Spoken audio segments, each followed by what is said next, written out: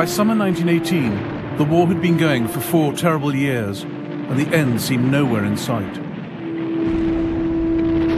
Unless we can look ahead and plan for 1919, we shall be in the same melancholy position next year as we are this. Do the means of beating the German armies in 1919 exist? Have we the willpower?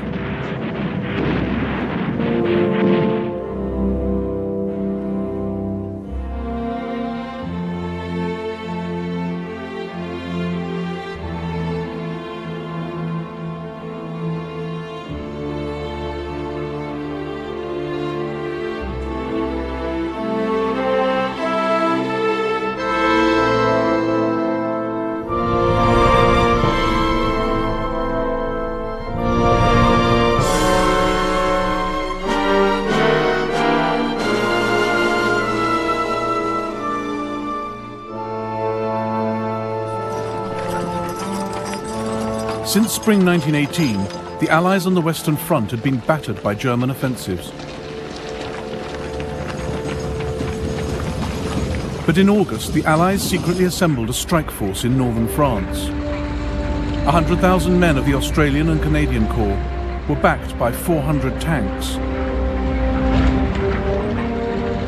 1,900 planes, 2,000 guns, 3 cavalry divisions. General Sir Henry Rawlinson, British commander at the Somme in 1916, had learnt from the past. He embraced new ideas, the close combination of men and machinery, the importance of achievable goals.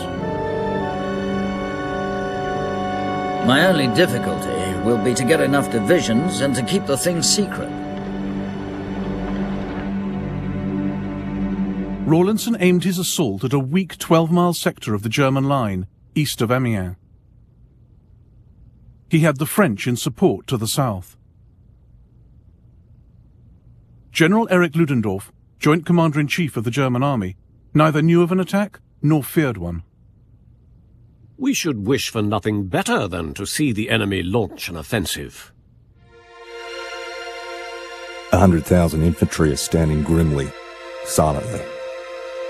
All feel to make sure their bayonets are firmly locked. The section officer counts the last seconds.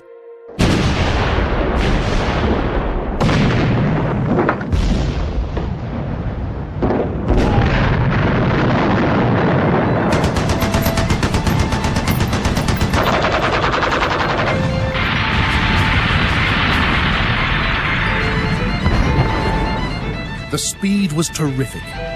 Within a few moments of the Huns running from our tanks and infantry, our guns were coming up into new forward positions. It was glorious to be in the rush of an advance.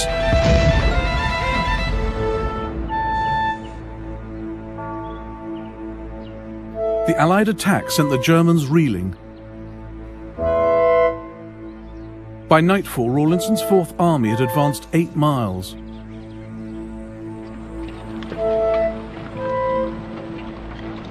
They killed and seriously wounded 9,000 Germans and captured 18,000 more.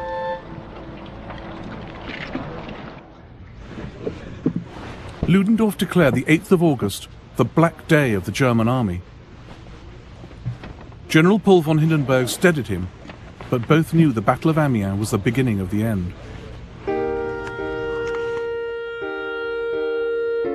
Mighty as Germany looked on the map, her armies on the Western Front were near the end of their tether. Exhausted, hungry, fed up. Their generals had given them neither clear aims nor adequate supplies. The Germans had lost nearly 1 million men since March.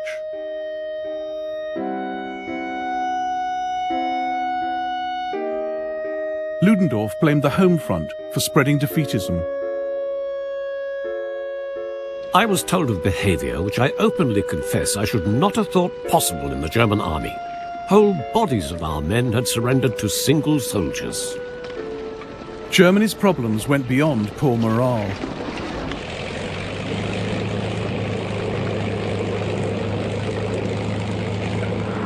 She'd lost a string of vital battles.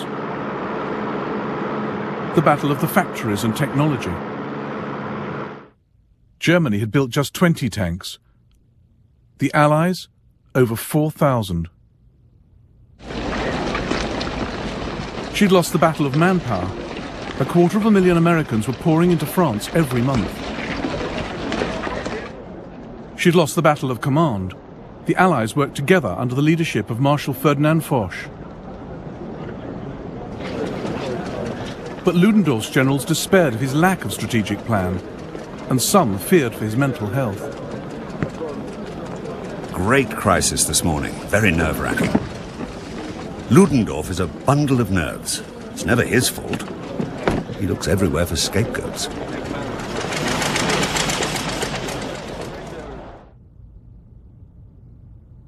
After Amiens, Foch orchestrated a series of attacks up and down the German lines. First French, then British, now American. The Germans fell back under the rain of blows.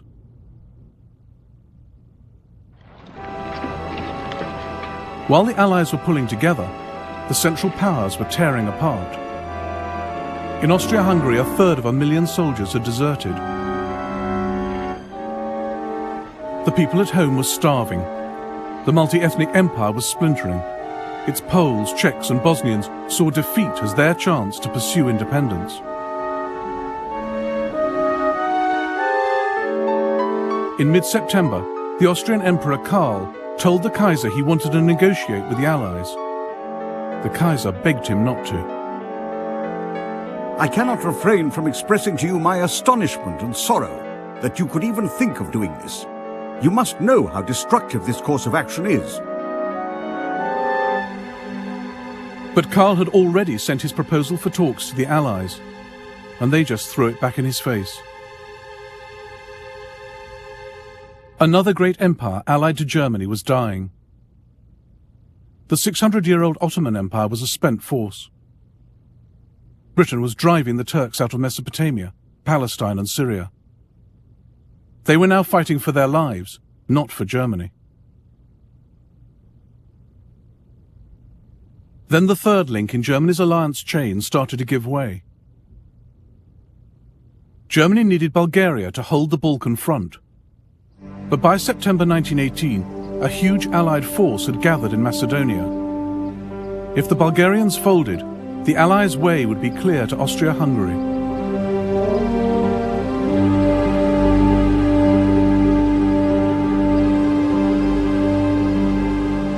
The Bulgarians who dug into these trenches, their morale cracking. Crown Prince Boris was almost attacked by his own soldiers when he visited the front. We are naked, barefoot and hungry. An empty knapsack does not guard a frontier.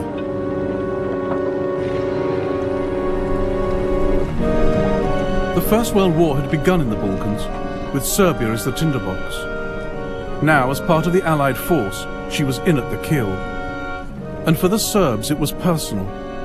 In 1915, the Bulgarians had helped kick them out of their homeland. Here was the Serbs' chance for revenge.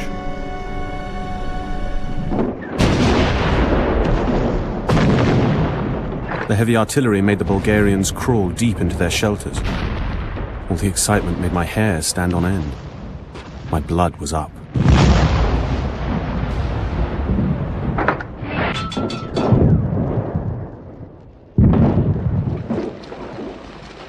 The Allies smashed through the Bulgarian lines and rolled north.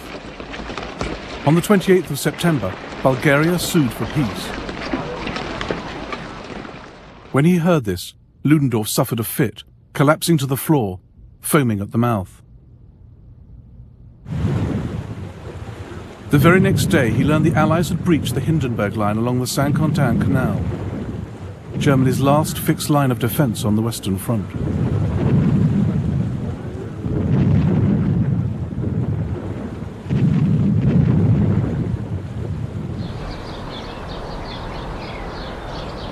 Two days later, on the 1st of October, Ludendorff summoned his senior staff to his headquarters in Spa. Among them, Colonel Albrecht von Thaer. Ludendorff stood up. His face was pale and full of deep worry. He said it was his duty to tell us that our military condition was terribly serious. Bulgaria has already been lost. Austria and Turkey are both at the end of their strength. Any day now, our Western Front could be breached.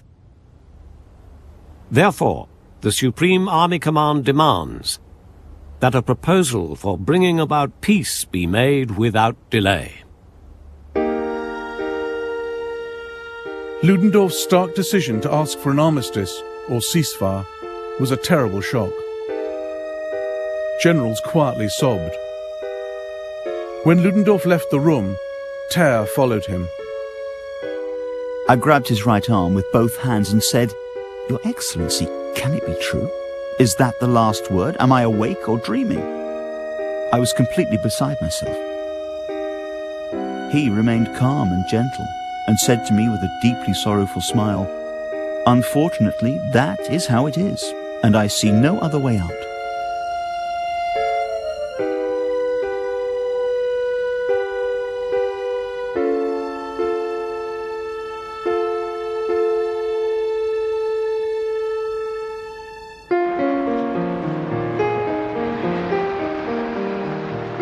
To the German people in October 1918, the prospect of an armistice seemed heaven-sent. A great sigh of relief escapes from the lips of the tormented nation. This means peace you can hear at every corner of the streets.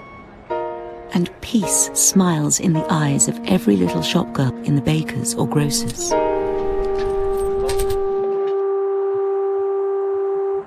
Germany's soldiers had kept her politicians in the dark about the string of military disasters.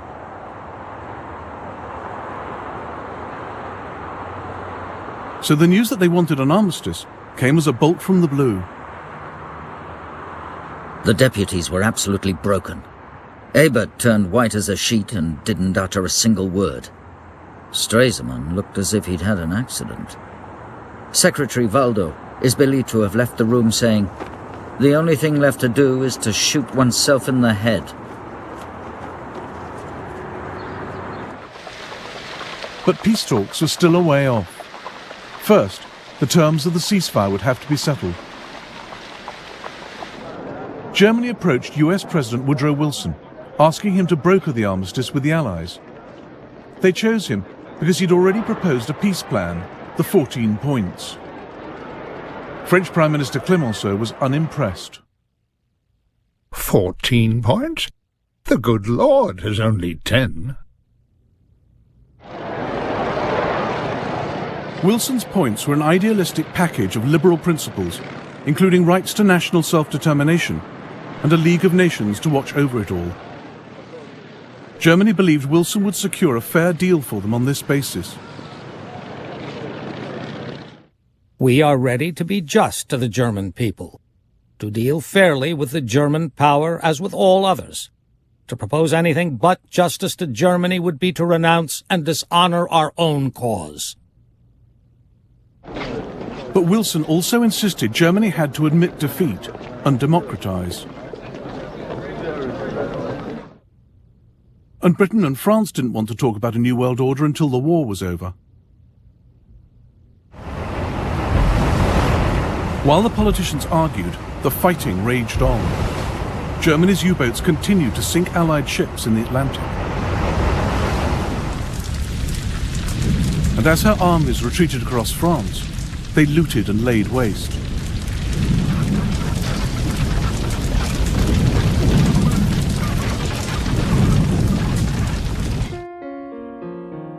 "14-year-old Yves Congar had kept a diary throughout the German occupation of his hometown of Sedan.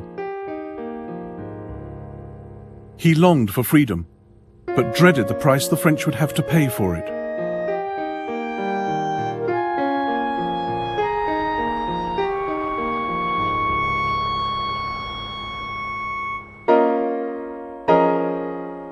So here it is, the great moment we spent the last 4 years waiting, hoping, begging for, and yet it brings with it the horror of bombing, gas, fire, perhaps death. We may never see our friends again. Many might be killed. the entire town destroyed. Our one great hope is an armistice. The First World War did not go quietly.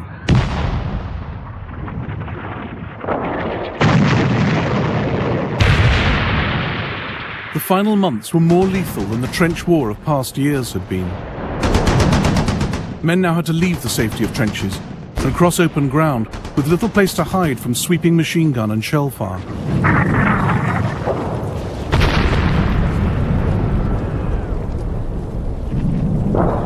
British casualties in autumn 1918 were higher than those exactly a year before, during the terrible Battle of Passchendaele, the epitome of trench slaughter.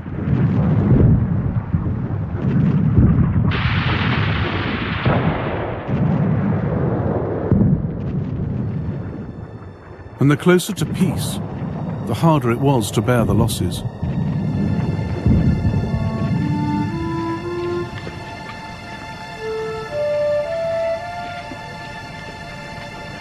It was a slaughterhouse, just a mass of mangled flesh and blood. Bob's head was hanging off. You couldn't tell which was Harris and which was Kempton. What was left of them was in pieces. We knew the enemy was beaten. After 3 years in France and the end so near. Bob, killed. Harris, who'd left a young bride, killed.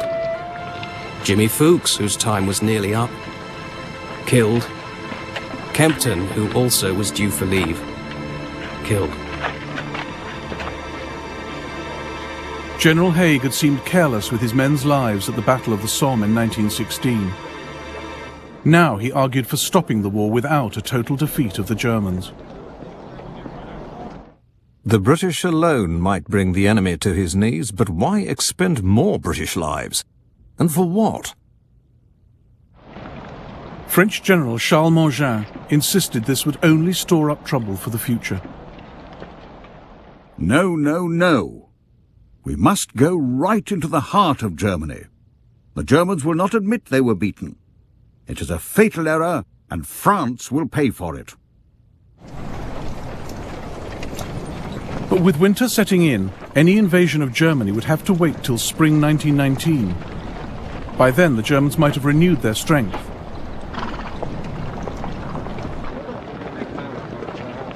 Marshal Foch believed France would get what she wanted by negotiation. No need to battle on to Berlin. So the Allies set out to achieve on paper what their armies had not done in the field: obtain Germany's unconditional surrender.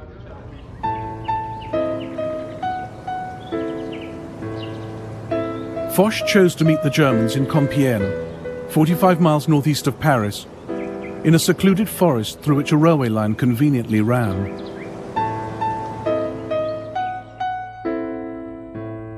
In his train on the 8th of November, Foch handed the armistice conditions to politician Matthias Erzberger, leader of the German delegation. Erzberger was visibly shaken by the terms Germany would have to accept just to obtain a ceasefire. Germany would have to evacuate Belgium and France, surrender her fleet, and pay compensation. The Allies would continue their blockade, disarm the Germans, and occupy the left bank of the Rhine. Germany was being forced to capitulate.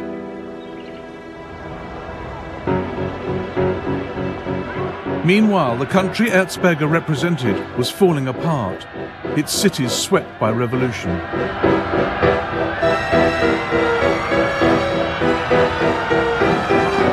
The German people, exhausted by war and hunger, wanted democracy in and the Kaiser out.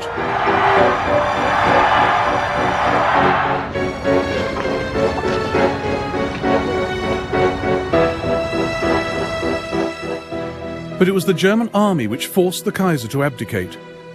He asked his generals to turn the army against the people, but the generals refused.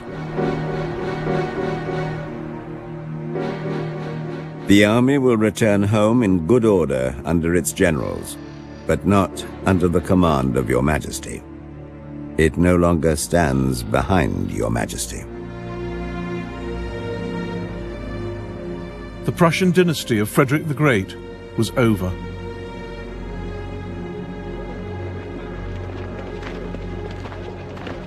The next day, the Kaiser slipped into exile in Holland.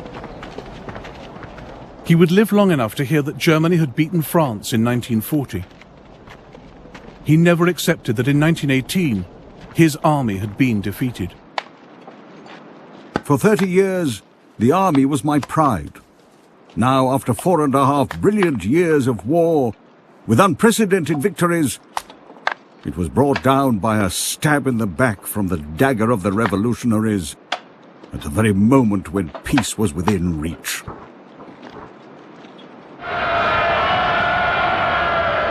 Most Germans rejoiced at the news that the Kaiser had gone. I felt as if a heavy weight had suddenly been lifted from my heart. This definitely means the armistice will be signed.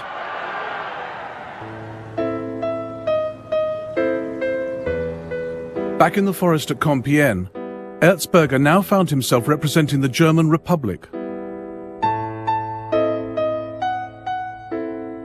At 5 a.m. on the 11th of November, he signed the armistice.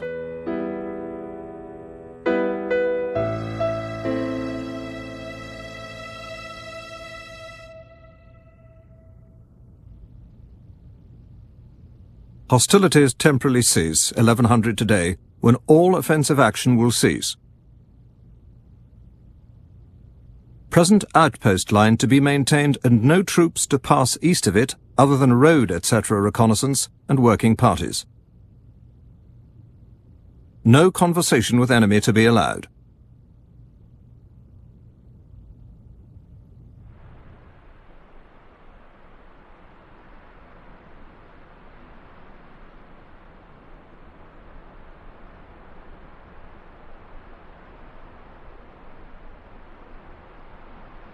The most remarkable feature was the uncanny silence. The war was over. Peace and safety was a new thing. It could not be grasped in a moment.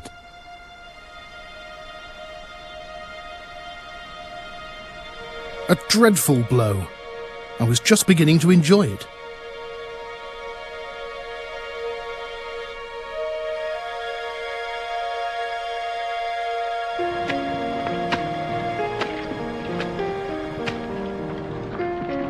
No more slaughter. No more maiming. No more mud and blood. No more shoveling bits of men's bodies and dumping them into sandbags. No more writing those dreadfully difficult letters to the next of kin of the dead. A strange and unreal thought was running through my mind. I had a future.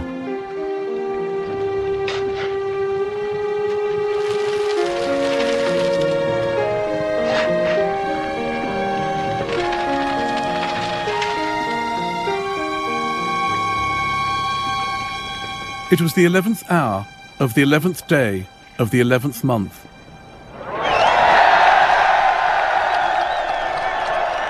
A great cheer arose all along the line. We could hear the men, 1,000 yards in front, raising holy hell. The French, behind our position, were dancing, shouting, and waving bottles of wine.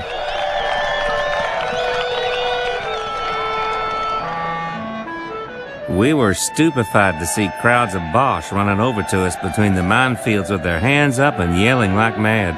They were crazy for cigarettes and chocolate. We had some burned rice that our boys wouldn't eat, and they fell on it like wolves.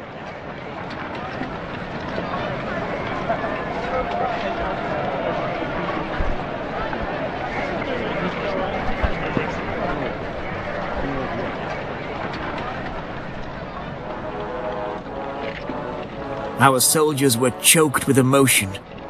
I thought about my family, about all the women of France. Except those who are alone and who cry.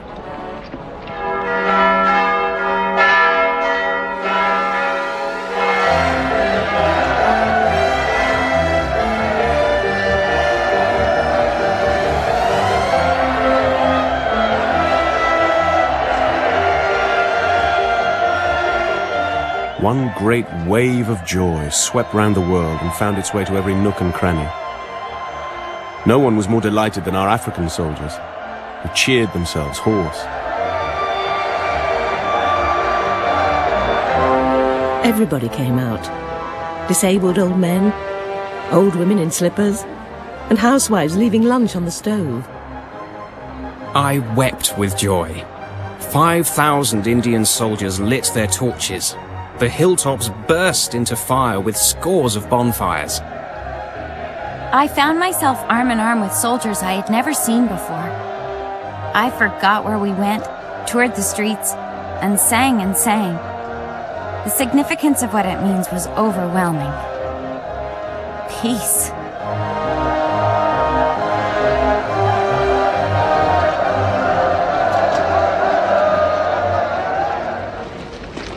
People whose lives were shaped by the war went home. People the world did not yet know. Ernest Hemingway, Bertolt Brecht, Harold Macmillan, Vera Brittain, Charles de Gaulle, Joseph Tito, Benito Mussolini, David Ben-Gurion, Mustafa Kemal. And one of the most insignificant of them all, for now, Adolf Hitler.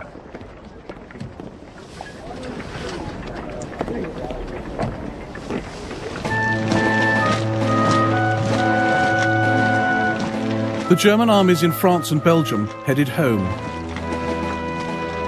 How we had looked forward to this moment.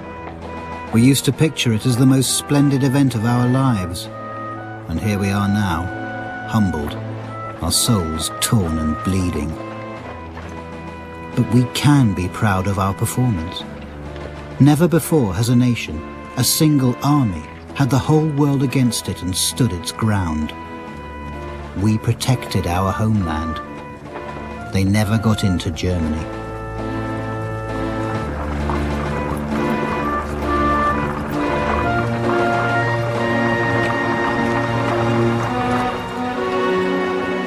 In mid-December 1918, the first German troops arrived in Berlin. The people welcomed them as an army with no cause to feel ashamed. The men wore green laurel wreaths over their steel helmets. The machine guns were garlanded with green branches. Many a soldier had a child or sweetheart on his flower-wreathed horse. A feeling of confidence, of fresh hope in the future, seems to have returned with the troops. Germany's new Republican Chancellor, Friedrich Ebert, reinforced the dangerous illusion that they had not been beaten in this war. I salute you, who return unvanquished from the field of battle.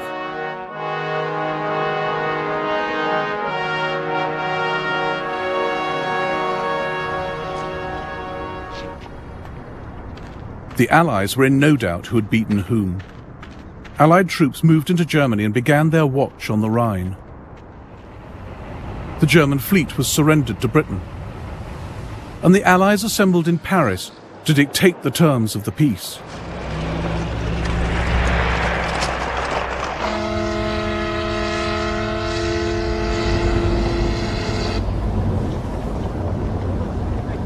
US President Woodrow Wilson crossed the Atlantic to put his idealism to the test. We have used the great words right and justice. Now we are to prove whether or not we understand those words, and how they are to be applied.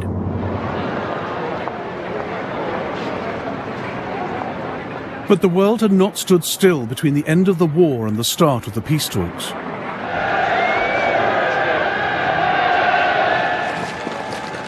On the 22nd of November 1918, the Belgian King Albert came home in triumph to Brussels.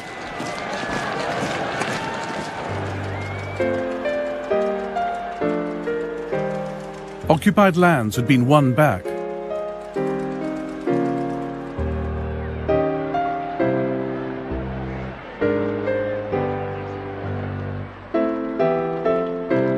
The French repossessed Alsace-Lorraine.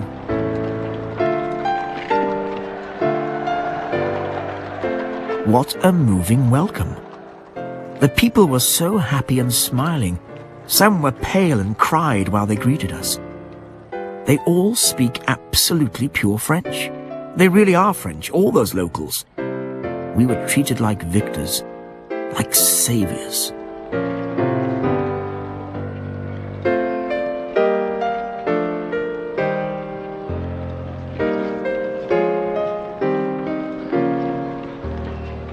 These scenes confirmed that France and Belgium had been liberated from an evil grip, that this was a victory for the Allies.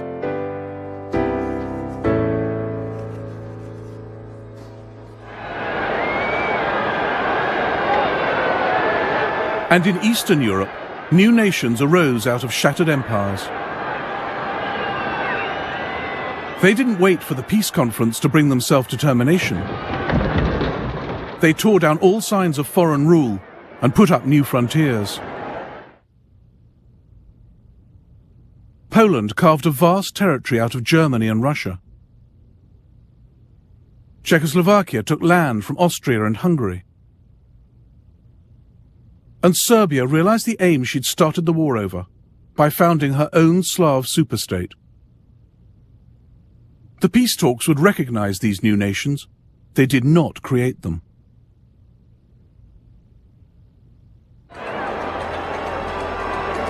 "27 countries met in Paris to divide the spoils and define the peace. The losers were not invited. We are going into these negotiations with our mouths full of fine phrases and our brains seething with dark thoughts. The big decisions were made by the Council of Four. Prime Ministers Orlando of Italy, Lloyd George of Britain, Clemenceau of France, and US President Wilson. All liberals, but with very different agendas and forceful personalities. Arguments between Lloyd George and myself were so violent, Wilson had to interpose between us with outstretched arms, saying pleasantly, "I have never come across two such unreasonable men." Clemenceau wanted Germany restrained for the sake of French security. Orlando wanted more territory for Italy.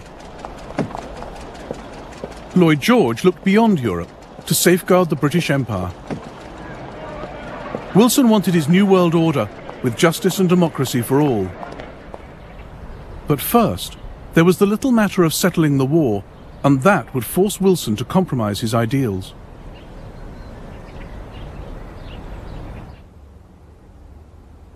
The Big Four did not go into the talks planning to pin guilt for the war on Germany. But when they realized how much the war had cost, they looked for someone to foot the bill. France owed billions to Britain and America for financing her war. Britain couldn't afford to waive the debt, and America wouldn't. So the Allies turned to Germany. But she could only be made to pay up if she accepted blame for the war. So the Allies included a clause pinning the guilt on Germany. Germany accepts the responsibility of Germany and her allies for causing all the loss and damage to which the Allied and associated governments and their nationals have been subjected as a consequence of the war imposed upon them by the aggression of Germany and her allies.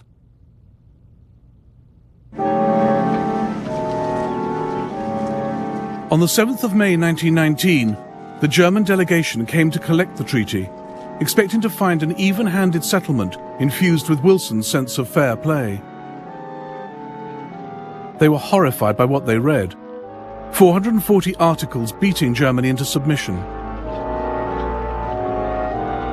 The Germans protested so vehemently, particularly against the requirement to admit war guilt, that Lloyd George worried that the Allies had gone too far.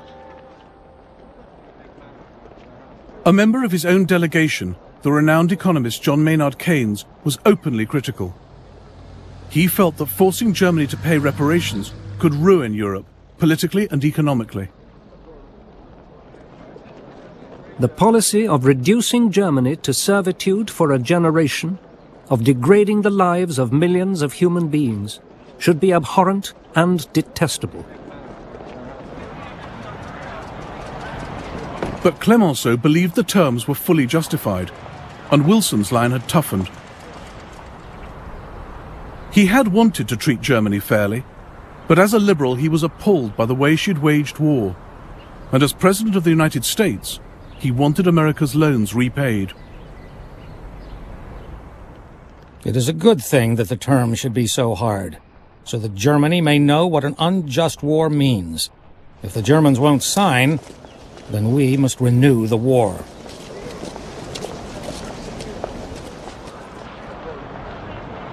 Germany did sign, on the 28th of June 1919, in the Hall of Mirrors in Versailles, 5 years to the day after the Sarajevo assassination that had triggered the war. The settlement was far from perfect. The much-touted principle that people should govern themselves was not applied outside Europe, and imperialism was condoned. But Wilson achieved his great goal, the creation of the first global forum, the League of Nations. In the event, the Allies wound up with the worst of both worlds. The Germans paid little in reparations, and the League of Nations proved powerless to force them. And the Versailles terms left some Germans, like future Nazi Rudolf Hess, smouldering with resentment, with disastrous consequences. The only thing that keeps me going is the hope for the day of revenge, however far off it may be. I wonder whether it'll happen in my lifetime. Marshal Ferdinand Foch felt the Allies hadn't been tough enough and realized the world would have to go to war again. This is not peace. It is an armistice for 20 years. He got it wrong by just 65 days.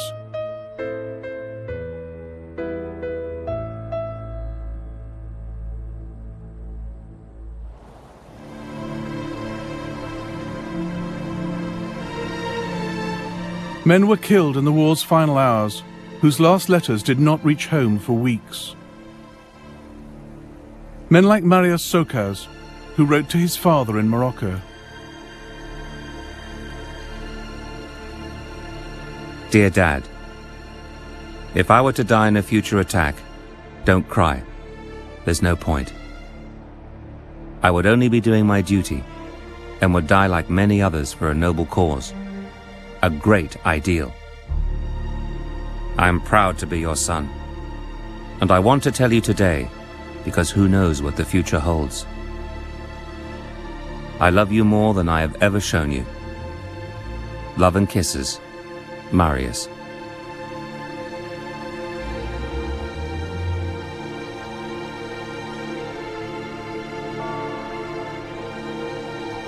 Around 10 million soldiers were killed in the war, prompting Lloyd George's sardonic comment. When I look at the appalling casualty lists, I sometimes wish it had not been necessary to win so many great victories.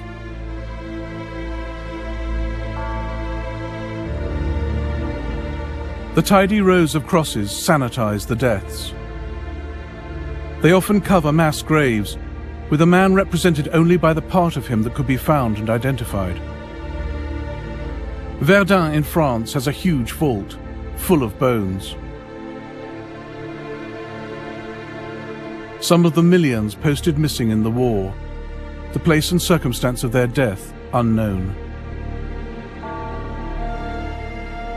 No one is certain how many civilians died, women, children and elderly, caught in the mayhem of the Eastern Front, in the flight of the Serb nation in 1915, in the Armenian massacres, in occupied France and Belgium. Then in 1918, influenza broke out, eventually killing 20 million soldiers and civilians around the world. 20 million men were wounded by the war, of whom several million were badly mutilated.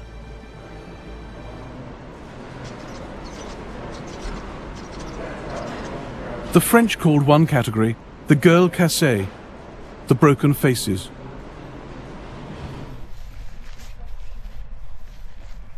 Some were given human masks to hide their wounds.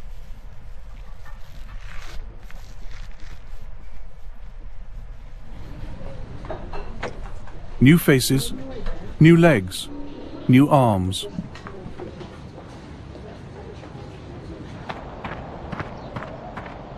New mines were more difficult. No one really knew what to do with the victims of shell shock. Soldiers with a range of disorders were filmed, including 19-year-old Private Preston, his memory blank, responsive only to the word bombs.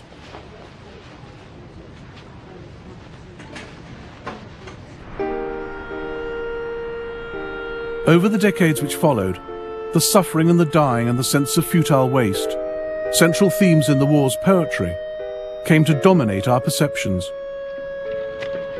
Come back, come back. You didn't want to die. And all this war's a sham, a stinking lie. And the glory that our fathers laud so well, a crowd of corpses freed from pangs of hell.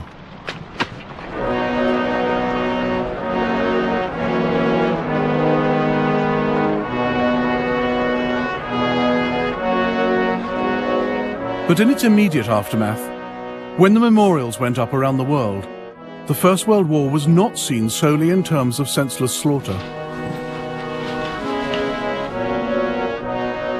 Their designs and inscriptions defined the war in positive terms. For defense against aggression, for love of one's country, for glory.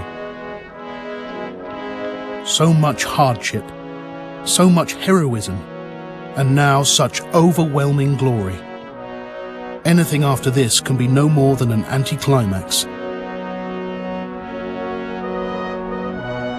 Germany too celebrated victory where she could. A gigantic monument was built in 1927 at Tannenberg to commemorate Germany's triumph over the Russians in 1914.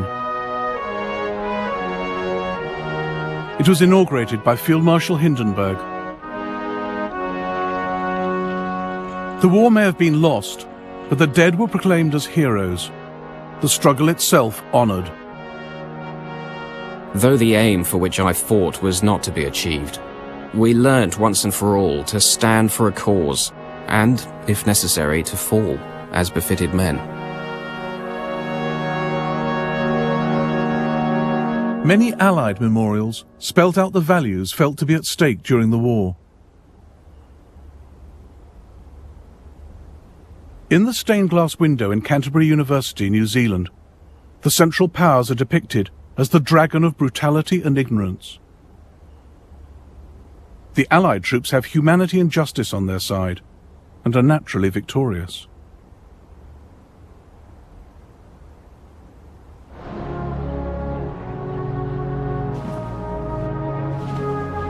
The years after the war were defined by the search for significance in the loss. National symbols like the cenotaph and the unknown warrior helped answer the question in so many people's minds: what did all the suffering mean? In 1920, the body of an unidentified British soldier was exhumed in France and transported home.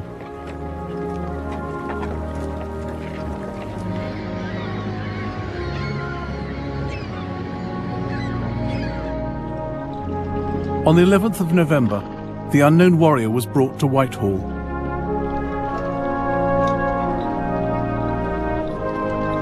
He did not seem an unknown warrior. He was known to us all. He was one of our boys. To some women, he was their own boy, who went missing. To many men wearing ribbons and badges, he was one of their comrades.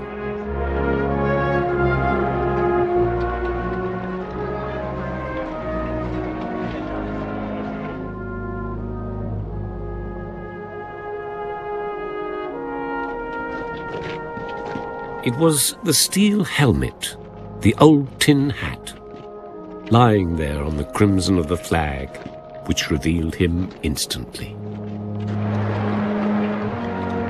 Herbert Thompson had lost his eyesight in the war. He could not see the proceedings, but he could feel them.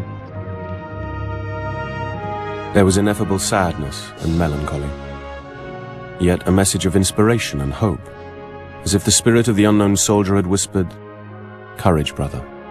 Hope on." I felt with my comrades almost ashamed that I had given so little, while he who was sleeping by us had given all.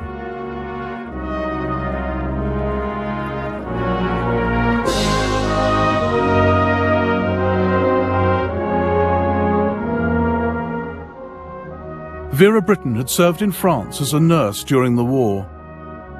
She lost her fiancé, 2 close friends, her only brother.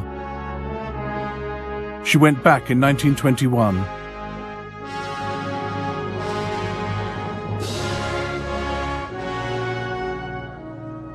At Amiens, we stood in the dimness of the once threatened cathedral.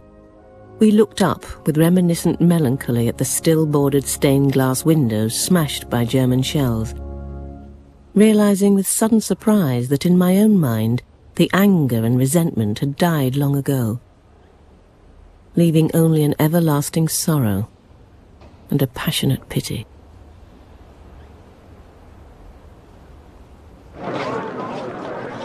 The First World War had achieved its basic aim of containing German and Austrian militarism, at least for the moment.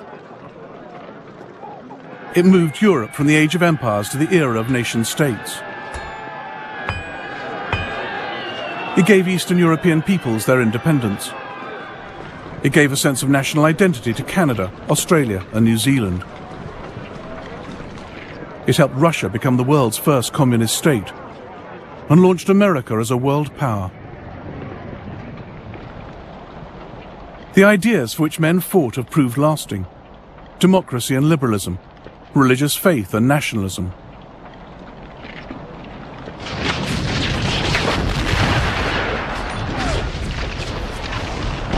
But the First World War solved few of the grievances over which it was fought. We live with its unresolved consequences in the Middle East, the Balkans, Ireland.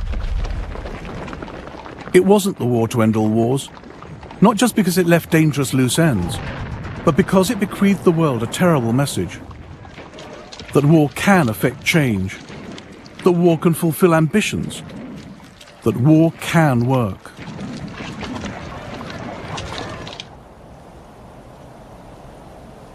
The battlefields were tidied up, or ploughed over, or just abandoned. But they held their grip on the soldiers who'd fought on them, on those who dared go back. I saw again with a pang of anguish the trenches, damp and muddy, and was surprised to have lived there for 4 years. So moving because of the endless silence, the gloomy, barren, deserted look. Old churches pierced, chipped, ripped open, and barbed wire everywhere.